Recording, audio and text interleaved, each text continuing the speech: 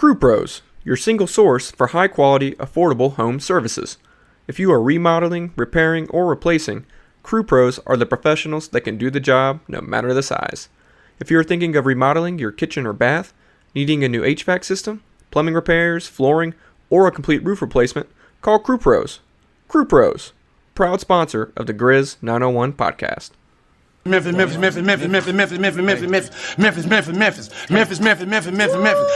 Memphis. Everywhere we go, it's Memphis. Memphis, Tennessee, the beautiful land in the world. And I'm thankful for this guy who tweeted and said I don't have that fire in my eyes no more. That game right there was for him. That's what I do. I prove people wrong each and every night, and that's for him right there. Hi, this is Tom Izzo at Michigan State, and you're listening to Grizz 901. What up, Grizz Nation, and welcome back to another episode of Grizz Beat Yo 901. Sorry, that was my fun part. Grizzlies are absolutely dominating the Milwaukee Crybaby Bucks, and I am your host, Daniel Greer, and we are presented to you by Zach Jaworski State Farm, where they treat you like family. We got our guy, Nate. What's up, man? Man, I hope they win by at least 30. If they don't win by 30, I'm going to be pissed. It's starting to get a little tight. That's exactly what I thought coming into this game, too. 43. Wow. All right. Yeah, so the Grizzlies absolutely just took off in that first quarter, and they have not looked back ever since. And I don't know about you. Like, let's talk about the game just real fast, real quick. I don't know what you think, but it looks like there is no flow for the Milwaukee offense at all. Like zero. There isn't. And I watched, I don't know if you watched against the Warriors the other night, but the Bucks dominated the Warriors, right? There wasn't a ton of flow in that game either. It was kind of just Giannis dominated, and then they just didn't let the Warriors score, right? And they did that for long enough. They built up a lead. So when the Warriors did start to score, it didn't really tend to matter. So that might just be how it is. And they've got a lot of moving parts, right? I don't think, obviously, without Drew Holiday, we didn't see the best version of the Bucks. But Chris Middleton's working his way back. You know, he has an ankle thing after being out for so long. So definitely not a full-strength Bucks team that's at their peak, but yeah, neither it's way. not a full-strength Grizzlies team at their peak either, and they just manhandled them. So there's nothing to take away from this win at all. They're doing the wave in the arena right now. They're really? Memphis isn't like that. They're doing the wave, and this isn't a celebration like, hey, we're dancing on their grave. But yes, we are dancing on their grave right now. Like they're doing the wave inside the forum. What I see from the game, and if we get sidetracked, if you're in the chat, please let us know. Z3, baby. Be more than happy to tell us what's going on if we missed something. But the Grizzlies, they absolutely dominated in every facet of the game. And looking at kind of, me and you were talking about what the defensive matchups were. And honestly, like Ryan, who is the other co-host that usually joins here, he's with the Free Basketball Podcast, who's on the Grizz 901 Network as well. He was also thinking that Dylan was going to play on Giannis, and he bet accordingly, right? He bet the way that he thought the matchups and the flow of the game would go. It did not go that way, and I didn't think it would. And I think me and I guess DeMichael and who else is on the why am I drawing a blank to his name? Locked On Grizzlies. Anyway, we all thought that it would be Jaren or even Steven Adams, and that's really how the whole game played out. And so looking at it, like the game played out in a certain way where Giannis he had to go and try to get through our bigger guys because we have a bigger team, and he couldn't. And he was getting fouls. But without that, he's really a shell of himself if he cannot get into the lane and get those easy shots. So is there anything that you saw within the Grizzlies game plan or just in the game itself that you saw that maybe like, hey, Giannis is a good player, we just had a good game plan, or maybe just, Giannis he's susceptible to games like this? No, it's a game plan. It was a couple of things. It was one game plan. The Grizzlies just decided you are not going to be in the paint at will. if you beat us, it's going to be through jump shots. Sorry, I thought we were about to have a sweet alley-oop there. Did you see that the Grizz bench is doing the wave now? Are they Did really? you miss that? Yeah. I did. But also, one of the things that makes Giannis so dangerous is he's a great passer for a big man too, and he's got to have someone When to he kick it out to. passes, Well, tonight the Grizz did a really good job of cutting off who he could pass it to. Right, there was one time where Jaren collapsed on him and he dished it out to Javon Carter in the corner. He hit the 3-ball, and that was really the only time. That was brutal. It was really the only time this game that the Grizzlies collapsed like that and gave him a lane to do that. I felt like it was either that or he's passing out to Middleton, who was already psyched out by halfway through the first quarter, thanks to not just good Dylan, not just great Dylan. We got amazing Dylan tonight, which does not bode well for the next game. If we're being honest, there's no telling what could happen. But hey, Dylan with John in the lineup has been great this year, and he was tonight. But a lot of different things. But I thought the Grizzlies did a really good job, and their game plan was what led to that more than anything. Yeah. Well, what I look at is I don't think Giannis. I honestly I think he kicked a lot. Like the starters outside of Javon Carter, because he did not shoot any 3-pointers until the game kind of got out of hand in the third quarter here. Okay, so he didn't really score, which he cashed my over 8.5 points, which is easy. Because his mom's watching here. She lives in Memphis. But what I was looking at is they were absolutely horrendous from the 3-point line. They were 1 of 12 between Middleton and Lopez. That's really what it has to tell you. I don't think the Grizzlies were limiting who he could kick out to. I don't think it was that at all. I think they're saying, hey, if you want to kick it out. Feel free. We will die with contested or somewhat contested shots at the 3-point line from a Lopez or Middleton than we will allowing you to just dominate us inside. I think it's right. What it and got to. He was able to kick it out still. What I'm saying is the Grizzlies didn't completely collapse where he kicked it out to a standstill Brook Lopez with no one in 20 feet of him, right? Yeah. They collapsed enough to make him have to dish it out, but there was somebody right there ready to contest. Like you said, he may not have been the greatest contestant in the world, but they were there to put a hand up. Yeah. And that's the best you can do, right? Because you don't want to, one, give him free reign in the paint or he's going to put up 80 on you. And you also don't want to let him kick out to somebody who can just knock down a wide open 3 like it's target practice. They did the best job of putting up the wall and then being able to close out, put a hand up, make somebody think about it a little bit. It was a great game plan. And listen, that was the most locked in this team has been defensively all season. They were ready for this matchup. And man, if you told me all the Grizzlies had to do was care and all of a sudden they play that kind of defense, dude, then I'm not worried. Just get to the playoffs. Just be healthy. Just get to the playoffs. That's all that matters. Because if they are able to lock it in like that, I mean, there'll be other teams that can get hot. The Celtics can punish them with other ways, but awesome game by the Grizzlies, man. There's very little to be upset about. Yeah, and as we're recording this, if you are on the podcast, we are obviously live still in the game. The Grizzlies are now up, 42 points currently at what I'm watching. Okay, we don't know about exactly where we are in the streaming because I could be 2 minutes ahead of Nate. I could be a minute behind Nate. Who knows? But we're currently up roughly 42 points on the Bucks. So Franklin, we'll talk about that. All right, so I haven't seen a whole lot of Zaire being in the game. I haven't seen that. And so what Franklin says is he wants to talk about Zaire having the ability to be able to create. All right, so have you seen him be able to I have not seen that. So I'm going to go back and watch the game, the last fourth quarter since we're recording in the meantime. Because I want to see these young guys. Because I take pride in being somewhat of a coaching mind in a sense. Me and Ryan are very much on the same path and the same level. He is a coach of the high school level. I am a coach as well, but I've stopped, and now I'm coaching 6 and 7 year olds. That's what I'm doing in life. So I look at things the same way Ryan does, and it might be different than you. But I want to hear what maybe if you have seen, and even Franklin, if you have what you've seen, I want to go back and watch as well and see kind of what you're talking about, because I have not seen Z be the creator so far in this fourth quarter.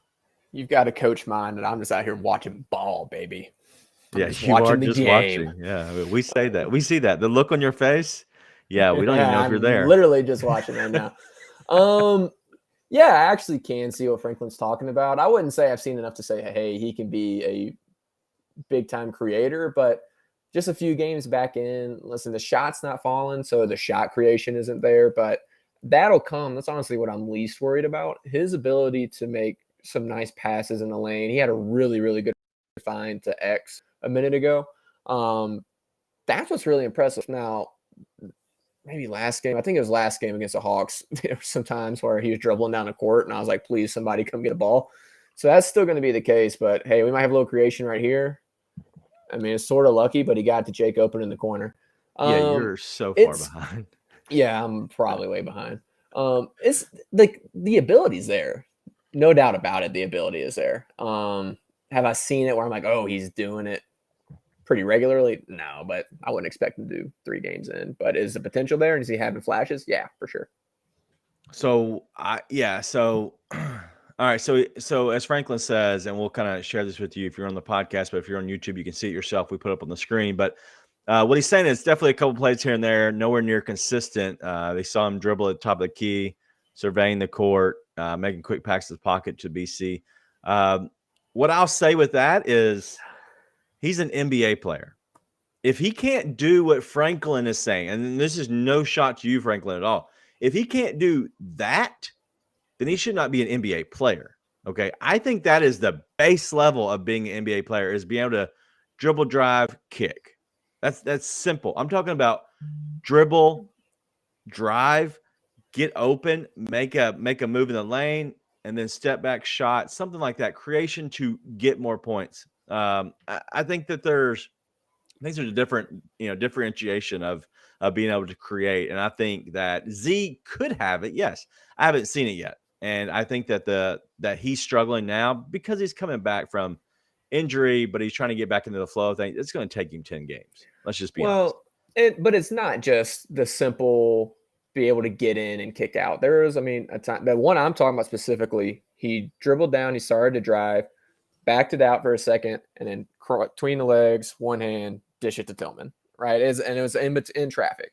So it wasn't just a simple drive and kick, right? And that's Right. there. And the ability to use his size over a defender, he's absolutely showed that, right? So Yes. In summer league, though, that's the issue. I he want to showed see it here. He just had knocked down the shots, but he Okay. was able to create shots in the paint tonight, right? And he was able to use his body as a layup, but it was still using his length and athleticism to create a shot. Listen, we're not going to see it for. I'd be surprised if we see it before January, to be honest, other than probably catching a heater in one game. Yeah. But the flashes are there, and I'm seeing it even tonight. So, and listen, it's the same thing. You didn't see it with Roddy, but I did. And the coach mind just can't see everything, right? Sometimes you just got to be a ball watcher to be able to catch up on that stuff. But hey, shout out to Franklin remembering that conversation. Shout out to you, man. That's awesome. Remembering that from the summer, I think. So we'll see, man. Listen, we got to be patient with Z, though. It's going to take a minute. I was just happy to see him get a shot to go down, a real shot to go down. That was good. He needed that. Yeah. So Grizzlies win by 41 points. Bucks 101, Grizzlies 142. The game just ended. It was a 2-2 game for the Grizzlies watch. Grizzlies player watch. Sorry, had a brain fart. Grizzlies player watch. And unfortunately, it was Ryan's plays that didn't hit well. So we'll blame that on Ryan, in all honesty. I let him have 2, and I took 2 of myself. So we'll blame that on Ryan just because I can't. He's not here unless he's in the chat, and he'll let me know soon. But the Grizzlies played well overall, and my phone is going to absolutely blow up now over the next 2 minutes because it's telling me all the bets I won. But the Grizzlies, I think what they have different, and I want to talk about this mainly, okay? They're so different than they have been in the past. And I don't want to get into the Melton, Kyle Anderson stuff. I love Kyle Anderson. Love him, dude. He is a guy at my own heart. He's my type of player. He's very slow, methodical, and he does the right things in a sense. Okay. But this Grizzlies team and this front office went after a different player. And what they went after was they went after size, and they went after a little bit of, we want to be able to be, I guess, a little bit more flexible when it comes down to the playoffs. When we need to plug and play for 5 minutes, 10 minutes, 12 minutes, whatever it is, whether it's a 15 to 20-minute run in the playoffs, we want to be able to have that player that can do that in the regular season in a sense, but he's also a guy that can do that in the playoffs. And so what I look at is they're going after size, but also they're going after a little bit bigger player, and not just tall, but a little bit thicker. And so I think that's been the biggest thing with the Grizzlies this season, is that they're having a type of player and they have a team. I'm not saying the Bucks are bad in no way, but I think that they match up with, they have the advantage against certain teams because of their size. I don't think you see that as much in the NBA as it used to. Look at this Bucks team. Who is their bigs? Giannis, Bobby Portis, Brook Lopez. Like who do they have that's big that can handle a team that's got a little bit of size? And then the fact that you can have Santi and David Roddy just step out and knock down threes as well. Yep. I think that's big. I think the league has topsy-turvied in a little bit, that I think that might be an advantage for the Grizzlies. Well, and the Grizzlies, I think it may have been Brevin before the game, or maybe it was Vernon earlier on their show, but somebody was talking about when the Grizzlies size down, they don't really size down, right? Their small ball is still big. They have the small ball with Jaren and Aldama, Jaren and BC, right? And then you throw in guys like Roddy, Zaire, and DB, who Roddy and DB are both just strong dudes who know how to use their thickness, their muscles, their strength to be able to actually compete with those bigger guys. And you got Zaire, who's a lot leaner, but shoot, he's might be 6'11", 7 foot now. And so he's got that athletic length. When they size down now, they don't size down. I mean, and one of the biggest parts of that is going to be Aldama. And it's, I know when you get to the playoffs, you shorten the rotation to 8 or 9 guys. And not necessarily. Well, what I'm going to get to is at some point, a 10th guy's got to come in a big moment, right? Something happens, they got to step in. But also, Aldama gives them the ability to play in so many different ways, even if Jaren's in foul trouble. Aldama played super solid tonight, and Jaren, I mean, what did Jaren get? How many minutes he ended up playing? 13 minutes. Yeah, nothing. 13 minutes, and you felt it 0. And that's because when the Grizzlies had to size down, they don't have to size down. They've got an Aldama who is a sort of a Jaren Jr., right? Jaren Jackson Jr. He's able to step in, hit shots. They just got it, man. And it's sort of like, I'm telling you, outside of the on-ball perimeter defense, Aldama has replaced everything Slow-Mo did and added a lot to it. And that's big. Now, the veteran presence, obviously, he can't provide, but the rest of it, man, I mean, it's been a revelation, and it's huge for this team. Yeah, I'm curious, and this is taking this conversation way down a path that I do not want to go down tonight. Okay, let's just say that out front. Let's do it. No, we do not want to do this yet. That's a whole conversation about trades and the trade deadline. Like as of right now, I think Woj tweeted out today that 88% of players are now available per trade. I don't want to go down that path of a trade.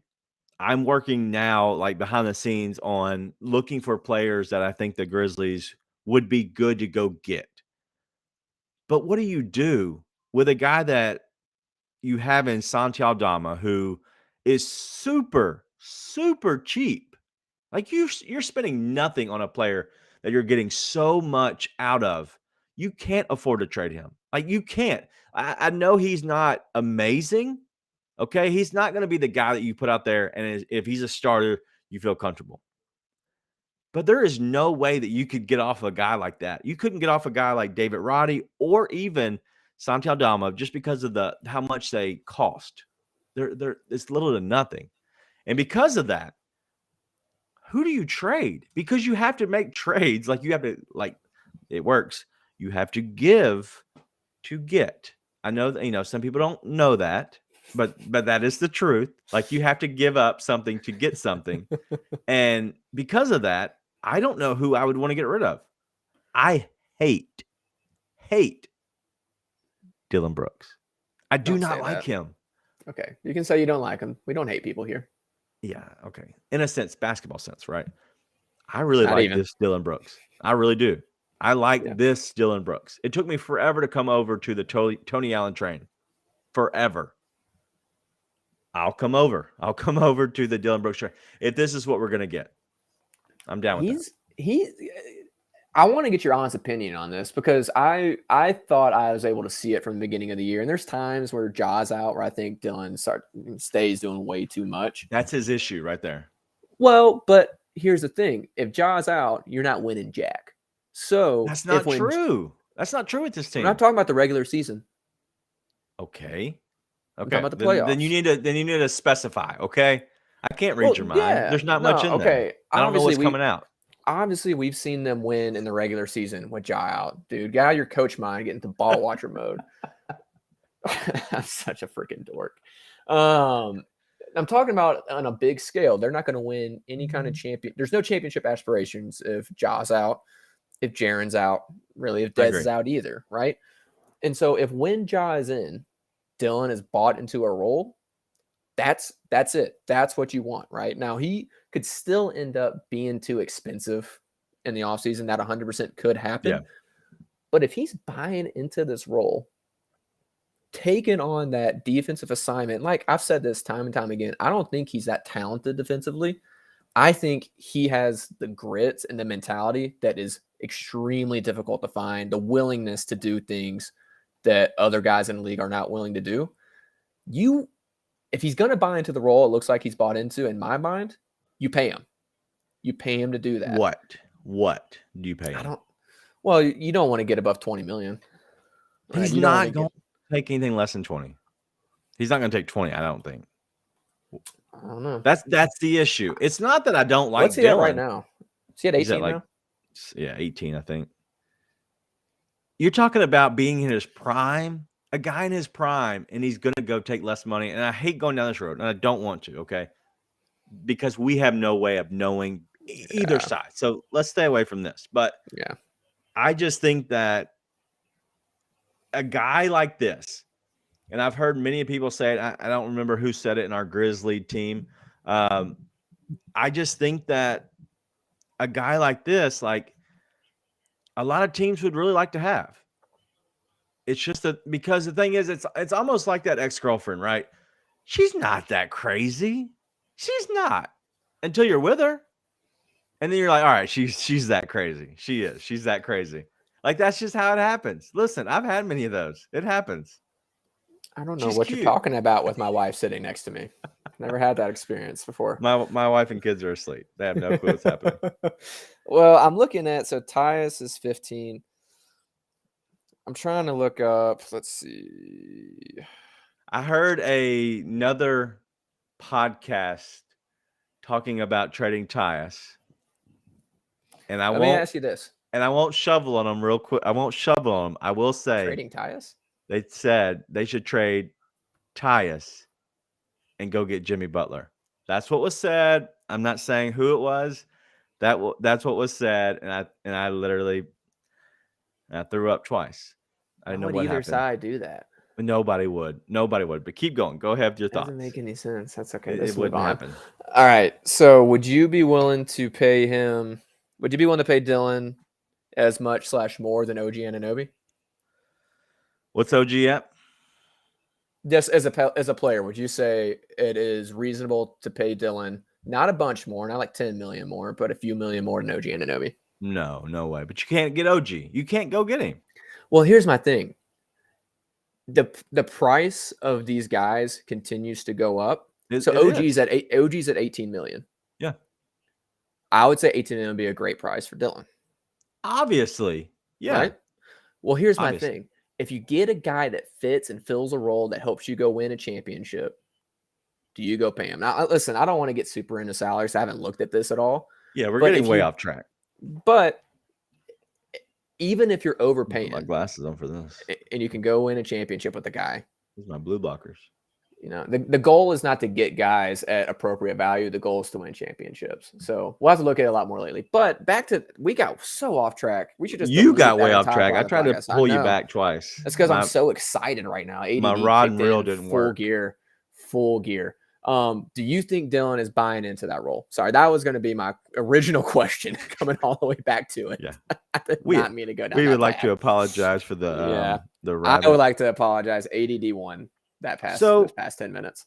All right, so I think last season, I think it was either during the playoffs or maybe late last year, I bet against Dylan to get 2 assists, maybe 2 rebounds. I don't know.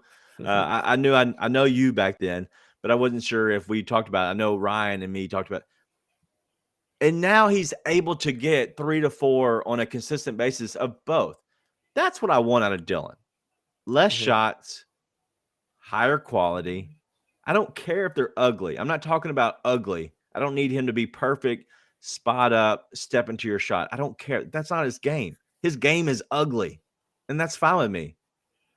But I need him to just do other things. And he right now, I will say he is doing the other things. And he is what makes this team go a lot, because a lot of times Ja gets down into the shot clock under 5 seconds, and he kicks it out to Dylan, and Dylan just makes whatever trash he was just given, he goes and tries to do his best with it. Okay, I can understand that part of it, and that sucks for Dylan, but that also is the player who can do those kind of things.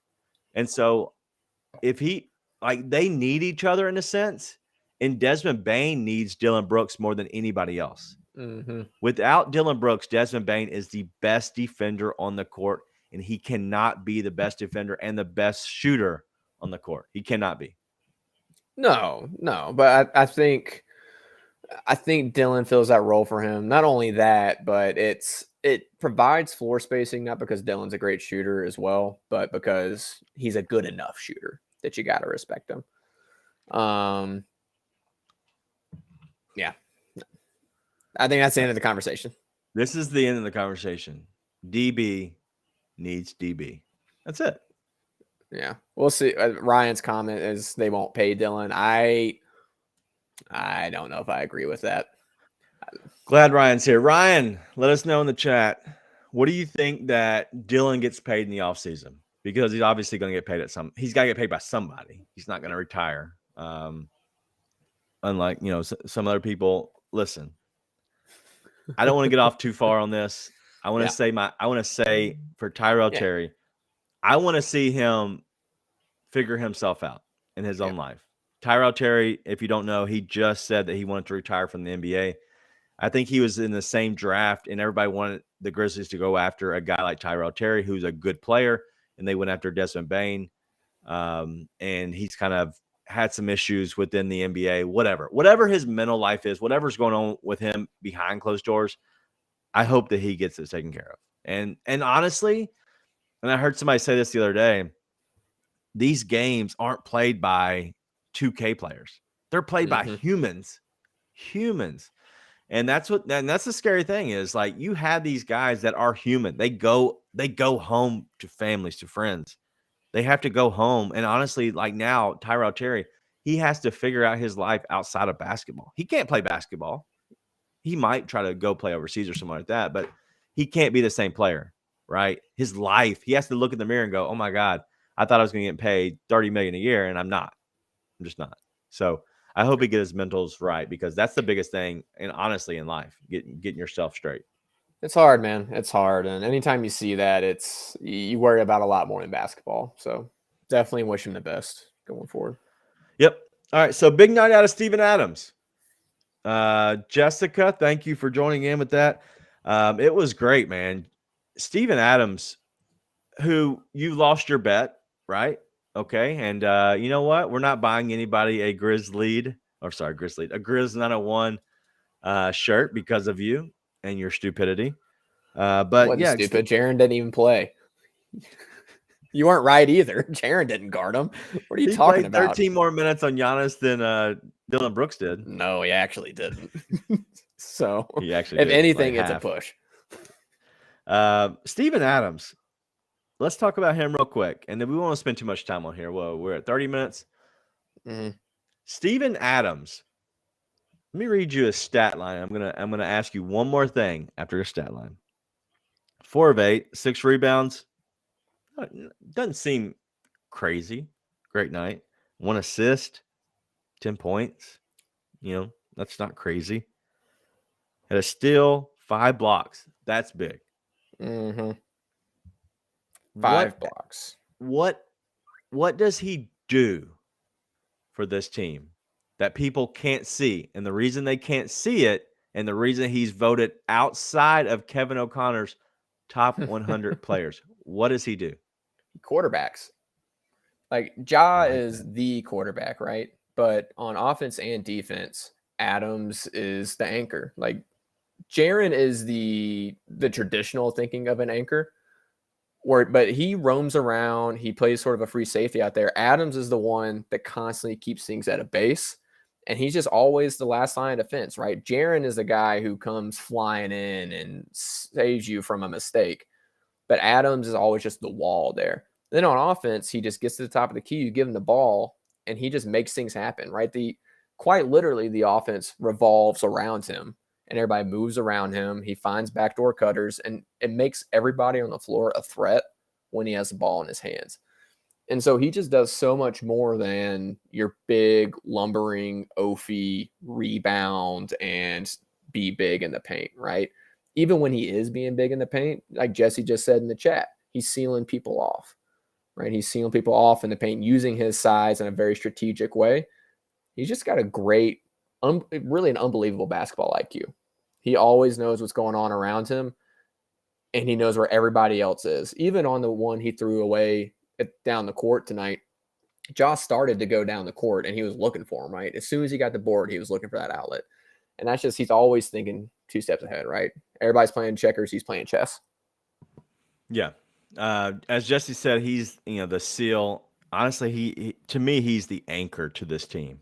And I think it goes unnoticed a lot of times, especially on the national media side of things. I think he's cool with everybody, right? Because you got to have the chemistry, the culture off the floor. But I think when you think about it, and me kind of think about on teams I played with, who are like maybe some guys that reminded me of him, like the slow and steady, like the tortoise, right? Old school, like the tortoise in the hair. He is definitely the tortoise with a little bit of a Kiwi swag. Continue. Listen, I might have had too much to drink tonight. But he's the ultimate anchor to me. I think he is the guy that is always going to be there. He's always going to play within himself. And he's not going to be, in a sense, Jaron, to where you get in foul trouble. Like Jaron is like he's the Porsche. But if you want like a nice car, like, get you an Audi, right? Like that's Steven Adams. But you know what? If you want a Porsche, those are cool too. And that's why you have Jaren Jackson Jr. But sometimes that Porsche ain't always going to be there when you need it. It's not always going to be able to go through the snow like an Audi will. And then that's what you have. And so I really do think that Steven Adams, he's the anchor. He's our Audi. You know what's crazy? This team is full of Toyotas. You just got a bunch of guys you can always count on when you're in a tight spot. I'm telling you, it's crazy, man. I'm seriously though, and I know that wasn't serious, but looking through, I mean, Brandon Clark, amazing. Aldama, great. Zaire, fine. Roddy, we can't miss out on my guy Roddy. Well, one thing first, I think Tyus starting for Ja a couple of times helped him really find his groove, because he looked back in more of his usual role tonight. He looked like he was feeling it the way he was feeling it against the Thunder and the Hawks, right? He looked pretty good. Or Thunder and the Hawks, whichever one. I wanted Pistons and the Hawks. There we go.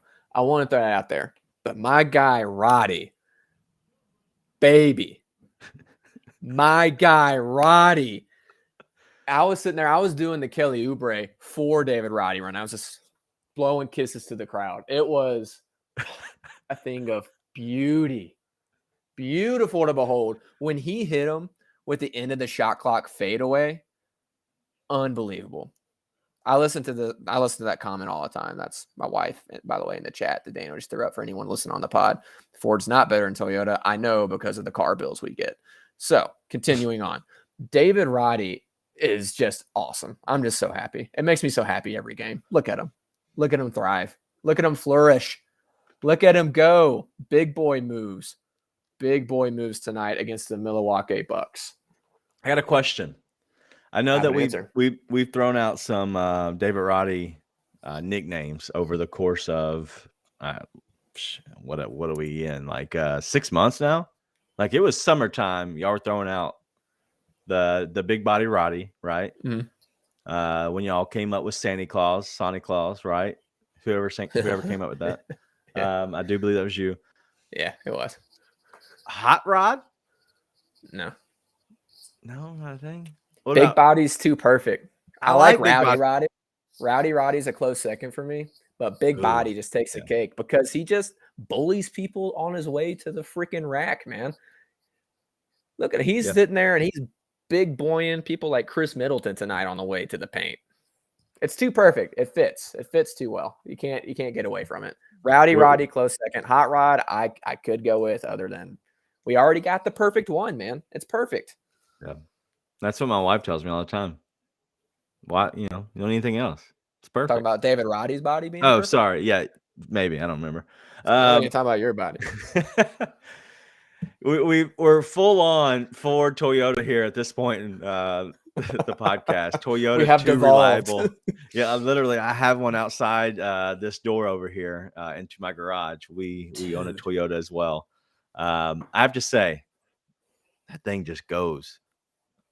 So maybe I'm on board. I own a Chevy personally, and maybe what is Jake LaRavia? Is he the RAV4?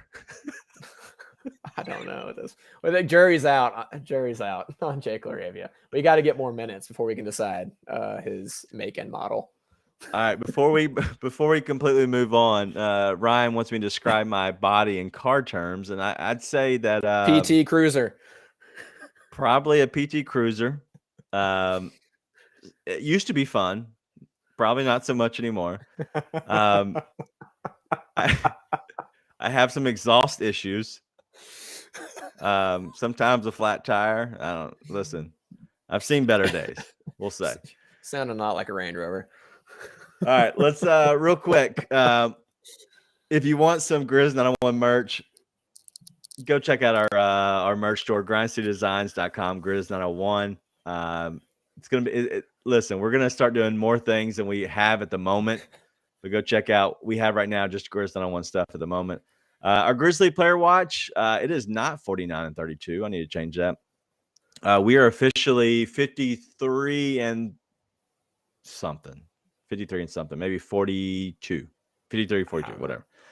And then our last thing, Zach Dorsey, State Farm, our presenting sponsor. Make sure you go check them out. For some reason, you do need any kind of insurance. Go give them a call at 901-459-4278. ZachInsuresMemphis.com, 901-459-4278. Zach is a good guy, good team, and they will make sure that you have honestly the best insurance, but also make sure you don't get screwed over. I know we throw out some slang words, some slang terms, and if they'll insure me, I know they'll insure anybody, right? But honestly, good group, and I trust them, and that's really all you can say. With insurance, what are you're paying for? Like ease of mind, in all honesty. Go give the guys a call. 901-459-4278.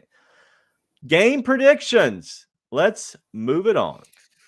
We got a game. Who they got coming up? I was so Saturday excited night, for this one. Thunder, right? Saturday night Thunder. A little bit of a road trip coming up. This is the last game of the homestand, right? Yeah, they got perfect in the homestand, so Luke can actually get a prediction right for the first time all year on the No Bluffing podcast. And if you have a chance, go check out the No Bluffing podcast. It comes out every Monday. as well as the Free Basketball Podcast, where they talk about a little bit more of the NBA stuff, but then they bring it back in to Grizzlies, and we're related around the Grizzlies. But Ryan, who's in the chat here, he is the host of that show. They do a very good job. Yeah, but make sure you go check out. We have all these, as well as I just wrapped up my interview with Coach John Kaufman, Purdue Fort Wayne. Very good. The interview is very good. I'm trying to work on editing it, and then I'm going to put it out next week on Christmas week. So when you have to go hang out with your family, maybe you can listen to me instead on your way to your family. Maybe I'll brighten your day. Maybe I won't. But they're going to have the last game. Are they going perfect? Let's just get out of the way. Are they going perfect? This was the last game. They just went perfect. No. Yeah. Thunder's on the road. You're right. Wow. Yeah, all right. They swept it. Wow. All right. So Thunder, Saturday. I think it is going to be one of those games that will be a little bit irritating for Grizz fans because Grizz let off the pedal a little bit after a big win, but Grizz pull it out anyways and stay in control pretty much the entire game. Just not a super fun watch. I think they turn it on again against the Nuggets, and then we'll be getting into the end of next week. We'll have more pods coming out. Yeah. So Ryan said on his podcast that he was afraid that if the Grizzlies kind of won in this game, and I want to hear his comments if he's still here. I can't see if he's still here or not, but let me know if you think that the Grizzlies will actually win this next game. It's not because the Thunder are good. It's not that. It's just usually when you come off a big win, you have a letdown spot. They're now on a win streak. They're about to go back on the road. Is this a letdown spot? The only thing is what like this was an emotional win. They didn't play. They beat the piss out of them. They beat them by 41. They beat them worse than they just beat the dang Thunder, Pistons, and Hawks. Like it feels like an opportunity for a letdown game, but like Jaren is going to come out wanting to dominate, right? So I could be completely wrong on that, right? Like like I'm sort of with Ryan. I would probably take the Thunder cover, but especially after this game, it'll probably be pretty inflated. I would assume. But listen, it could be one of those games where the guys are just like Jaren specifically. It's like, no, we're going to come out and we're going to punch him in the mouth and we're going to punch him again and again and again and punch him for all the frustration I have from fouls in the last game. And so I don't know what to expect. I expect the Grizzlies to keep winning.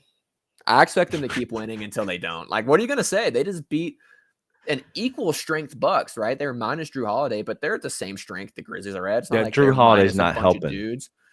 No, he's not changing that game, right? Like they just beat an equal strength Bucks by 41 points. I mean, it will take, I think the Grizz will win until they catch someone on an absolute heater. I think it's going to take someone who it's just their night to beat them at this point. They're just rolling. So yeah.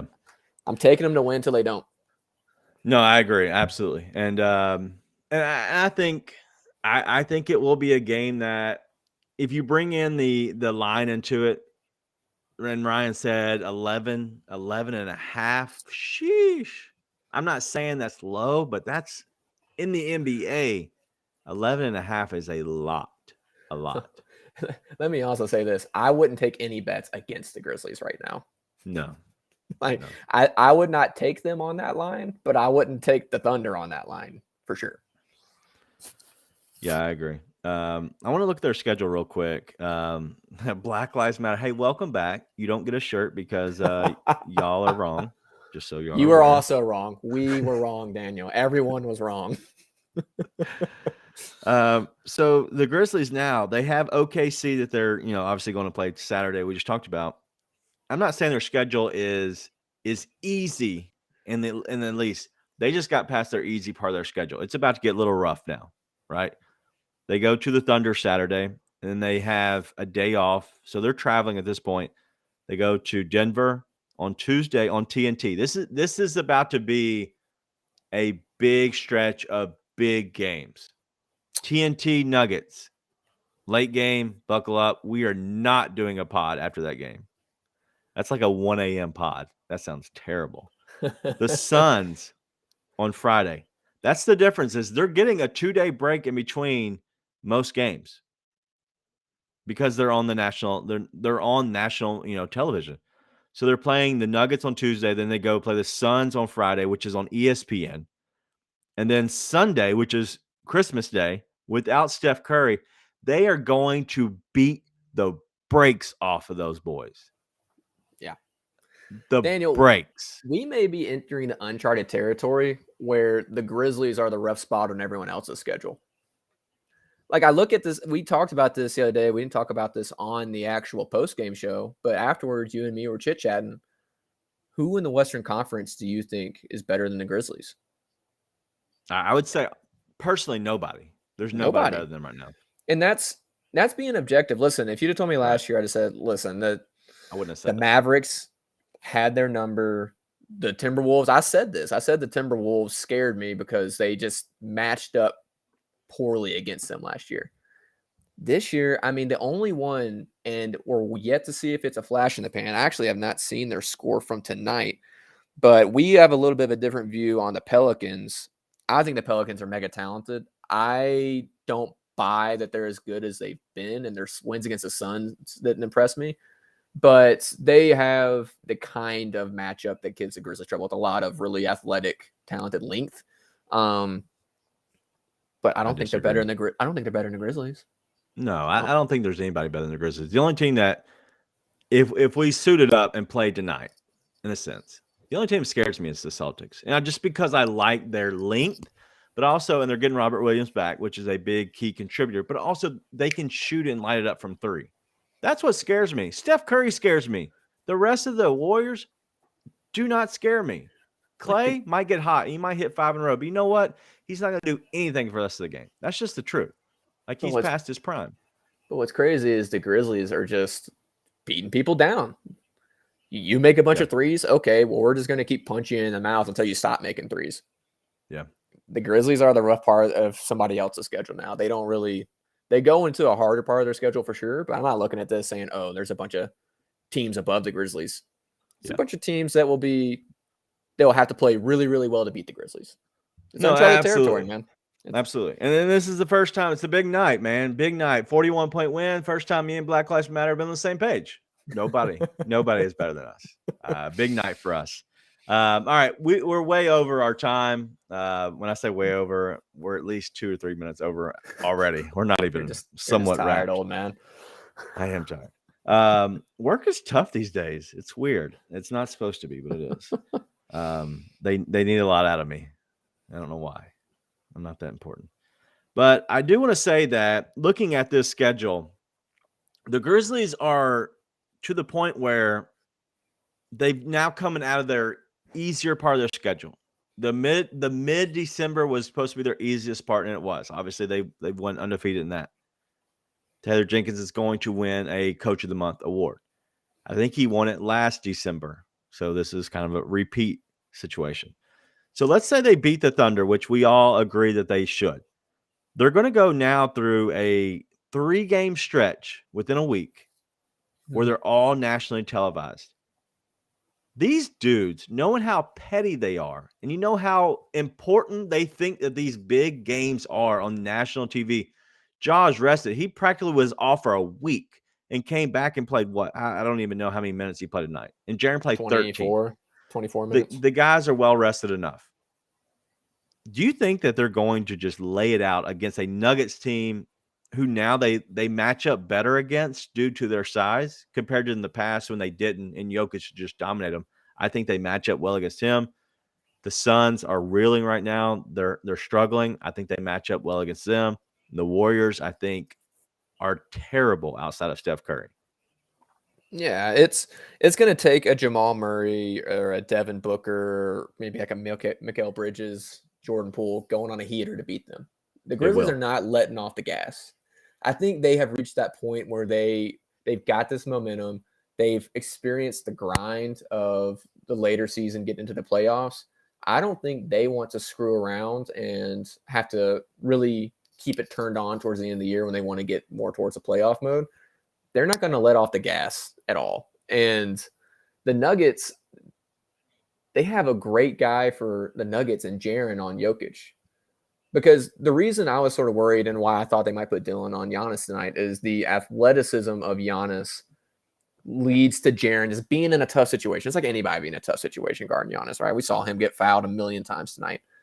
With Jokic, he is super skilled, but he's not super athletic or he's going to take Jaren off the dribble or something like that. And if Jaren can stay on his feet and just stay vertical, he can guard Jokic really well. And we've seen that discipline out of Jaren a lot. There was a couple of undisciplined moments tonight, but it's to be expected against someone like Giannis, right? It's tough. So I don't like the length of Jokic doesn't scare me. If Jamal Murray pops off, he pops off. Michael Porter Jr., is he hurt? Is Michael Porter Jr. playing right now? I don't know. I haven't done I didn't see him play the other night. I want to say he got hurt again. I don't remember, but listen, Probably. like I said, it's going to take someone like a shooter. A shooter is going to have to just absolutely pop off to beat the Grizzlies and knock down a bunch of threes. Because other than that, the Grizzlies, they're playing half court offense well. Like what do you want to do? There's nothing you can do if they're playing half. You know what shooters do? They shoot. They shoot. That's what they do. They get blocked by Jaren if they're playing against the Grizzlies, though. But not tonight. All right. That's all I have. What do you have? And honestly, thank you for hanging out with us. This was fun. I wish that we could do them more in the fourth quarter. Okay. If the Grizzlies want to win by 40 points every night, that's fine. Listen, it's 10 o'clock Central. I am getting ready to edit this bad boy, throw it out, and then like piece to bed. Right. This isn't normal. I don't get to do this. This is exciting. But this has been a lot of fun, honestly, from the chat. And if you're listening on the podcast, come hang out in the chat on YouTube. We do this, I'd say majority of the games, right? Especially during the week. I'm trying to do them during the week. Weekends, hit or miss. Listen, my excuse, I have 2 crazy kids, right? They need a lot out of me. And so besides that, everything else is fine. So yes, that's the reason. But I think that this has been a lot of fun, and I think everybody's enjoying it, and I think it's going to be something that we continue to do the rest of the year is these post game deals. And then what my plan is for everybody, just kind of speaking openly, is to have some interviews that I do and I record off of time whenever I do it, and I just kind of put out every now and then. And I think it's good. You're going to hear from Coach John Kaufman. Eventually, you're going to hear from Coach Jamie Dixon. You're going to hear from Penny Hardaway at some point. Eventually, we'll have Tom Izzo on again. I'm going to try to go after somebody related to Tyus Jones. I'm not sure if we can get Coach K or if we can get Coach John Shire. But I already have my fillers out there, and I have some conversations we're having. Coach Mac McMahon, who is John Morant's coach, speaking with them about everything. So we'll be having those come out here. I think what we're going to do is have the interview series, in a sense that we put out an interview maybe once a week, once every 2 weeks, to give something a little bit different than just the normal, conversations we're having. Something that's one-on-one, something that you're looking forward to hearing. And if there's somebody that you want to hear from, by all means, let me know. I'm going to try to work around all of our players and our college coaches. Those are usually the easiest to grab, especially during finals week this week. And that's why we do some of our recordings is during their finals week, because the coaches they're a little bored this week. Just what you got, Nick? It was just a lot of fun. It's a really fun night, but the team's super fun. Coming on here is really fun. It's just a fun time to be a part of Grizzlies fandom and part of the Grizzlies community. So it's a blast. Let's just keep it a blast. That's the only thing I'll say is I do see a lot of negative stuff around, and tonight like I said on here all the time, dude. You can find someone saying something negative. There was not a lot tonight, but I did see one or two negative, right? And it's just have fun, man. Part of being a fan is just having a blast, right? Enjoying the ride, having fun, yeah. Enjoying the wave, baby. It seems pretty pertinent to tonight. Hey, ride the wave. Ride the wave. That's the title of the show tonight. Ride the wave. Yeah, but it's a lot of fun. Let's keep having fun. The other thing is keep looking out for the articles we got coming out. A ton of fun Grizz lead stuff coming out. So keep a eye for those articles. We'll have at least one more, maybe two more coming out tomorrow, and we've got pretty much 2 lined up every week through most of December. So keep checking that out. There's a lot of good stuff. We got a bunch of new writers who are really talented, got a lot of great ideas coming from different perspectives, not just me and Daniel's idiot selves getting on here and talking about how we have exhaust issues and Motor Trend 901. Shout out to Ryan. But keep looking at it. A lot of good stuff, good content. So keep an eye out for that. Yeah, man, it's been fun. And Christmas is coming, man. It's I go to Le Bonheur every year, and I sometimes I kick myself because I'm like, I don't want to go, but I always go. I've been dressing up as Buddy the Elf for the last 10 plus years. I feel like whatever year the movie came out, I have been going and volunteering at Le Bonheur for being Buddy the Elf. This is my favorite time of the year. It's my birthday, and then not right now. It's my birthday. But it's either my birthday is fun because I enjoy it, but also Christmas because everybody seems to be in a good mood. And so let's enjoy the fun times. And you know what? Let's ride the wave, right? Ride the wave. All right, that's all we got. Make sure you, if you're not following us on Twitter, go follow us at Grizz_lead. On YouTube, go check it out at Grizz901. We are on there as well. You can check out me and Nate on Twitter. You can find us. Don't worry. But make sure you kind of join us. It's a lot of fun. We're having fun with it. This is what we enjoy doing. And we enjoy meeting people, talking with people. Nate's about to come in town. And so if you're going to be in town soon and you are going to games, hit us up. We'll probably be there, especially in the holidays. I live here, but Nate's going to, he does it right now. He's come back in town. So make sure you come. When's, what game you going to? 27th, home game against the Suns. Hit me up if you're there. We'll be there. I'll have the whole family there. If you can embarrass everybody, it'll be a great time. I'll buy some beers. Anybody that comes up, I'll buy the beers.